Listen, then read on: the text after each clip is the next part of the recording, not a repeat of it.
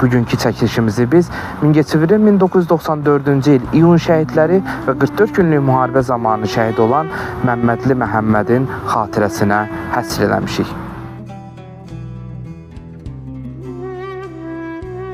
Altı ay gece yatanda da yuxuda görürdüm. Her gece yatanda da yuxuma girirdi. Suyun altında, qarın altında. Aşura günü deyirdilər həmən günü. Həmən gündə də qardaşımın şəhid cənazəsini gətirdilər.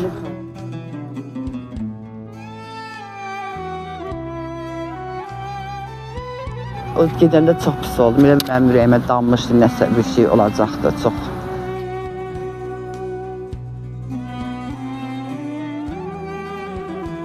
Akşam üzəyin gələdilər, dedilər Məhəmməd gəlir. Gecə bacım güzel gəldi. Siz aşdan belə dəmlədilər, doğu düşürdülər ki, Məhəmmədin sevdiyi yeməklərdir. Dekabrın birində Məhəmmədi gətirdilər.